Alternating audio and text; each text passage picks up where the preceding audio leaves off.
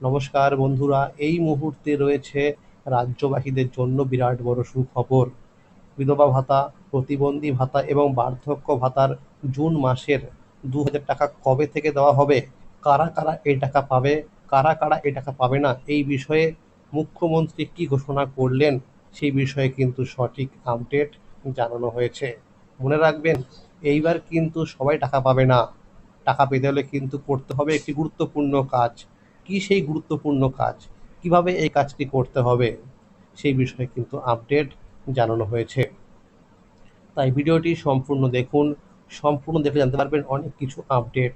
তাহলে এবার দেখে নেওয়া যাক কী বলা হয়েছে আজকের এই রিপোর্টে।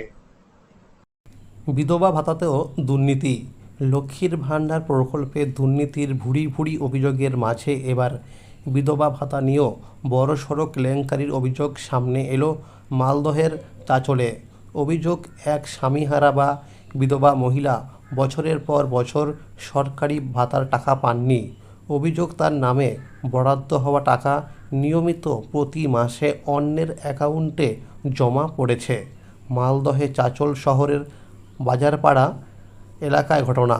স্থানীয় সূত্রে জানা গিয়েছে, সরিতা আগরওয়াল নামে এক বিধবা মহিলা দীর্ঘদিন আগে বিধবা ভাতার জন্য আবেদন করেছিলেন, কিন্তু আবেদন মঞ্জুর হলেও তার ব্যাংক অ্যাকাউন্টে কখনো কোনো টাকা জমা পড়েনি বলে অভিযোগ।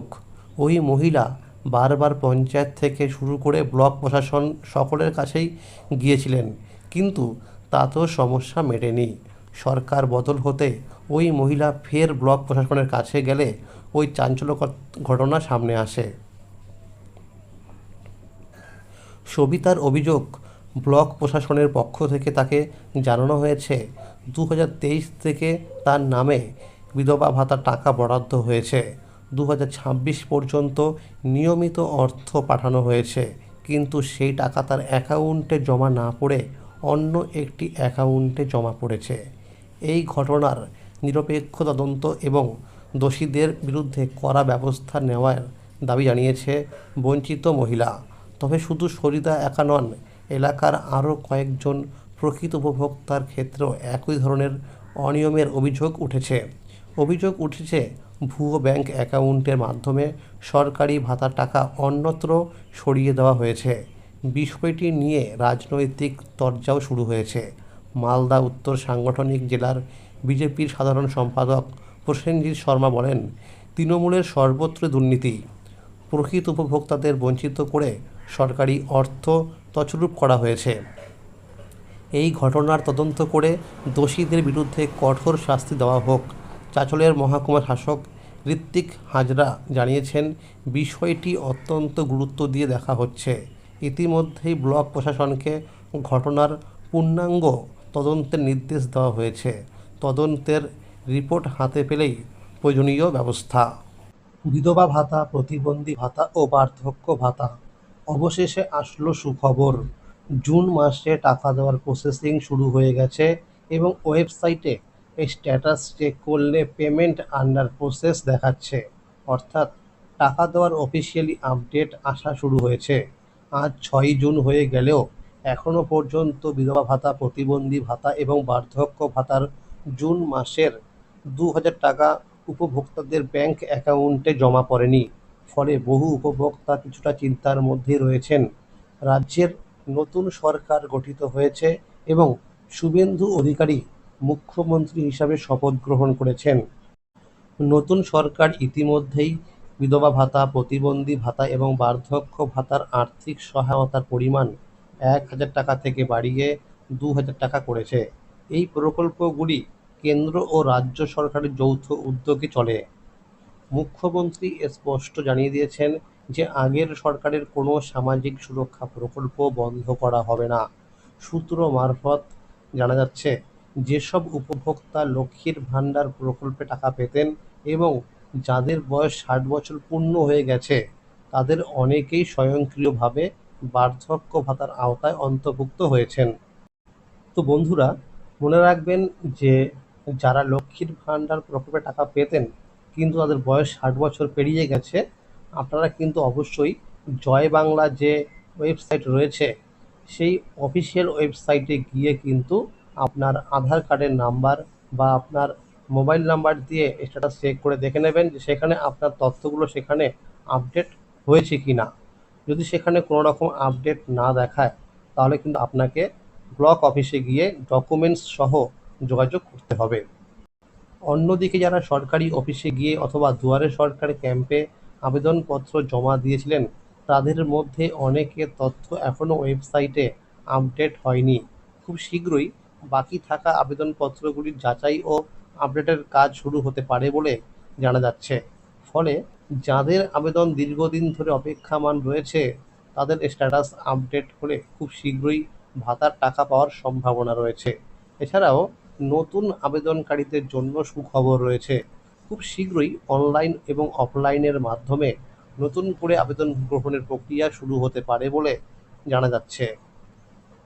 ইতিমধ্যেই জয় বাংলা পোর্টালের অফিসিয়াল ওয়েবসাইট www.joybangla.wb.gov.in এ নতুন আপডেট আসা শুরু হয়েছে। বর্তমানে এই স্ট্যাটাস চেক করলে জুন মাসের অর্থ প্রদানের কোনো আপডেট দেখা যাচ্ছে না। তো বন্ধুরা মনে রাখবেন, আপডেট কিন্তু আসা শুরু হয়েছে, এখন কিন্তু সকলেরই স্ট্যাটাস দেখা যাচ্ছে না। কিছু কিছু উপভোক্তার কিন্তু স্ট্যাটাসের ঘরে জুন মাসের পেমেন্টের পাশে আন্ডার প্রসেস অর্থাৎ পেমেন্ট আন্ডার প্রসেস লেখা কিন্তু চলে এসেছে। তো আপনারা একটু অপেক্ষা করে যান, দেখবেন আপনারও কিন্তু সেখানে পেমেন্ট আন্ডার প্রসেস লেখা চলে আসবে। তবে খুব শীঘ্রই ওয়েবসাইটে নতুন তথ্য প্রকাশিত হতে পারে বলে সূত্রের খবর। এদিকে অন্নপূর্ণা ভান্ডার প্রকল্পে টাকা গত ৩রা জুন থেকে দেওয়া শুরু হয়েছে। ২৮,২৫,৭৬৯ জনকে অন্নপূর্ণা ভান্ডার প্রকল্পের ৩,০০০ টাকা দেওয়া শুরু হয়েছে।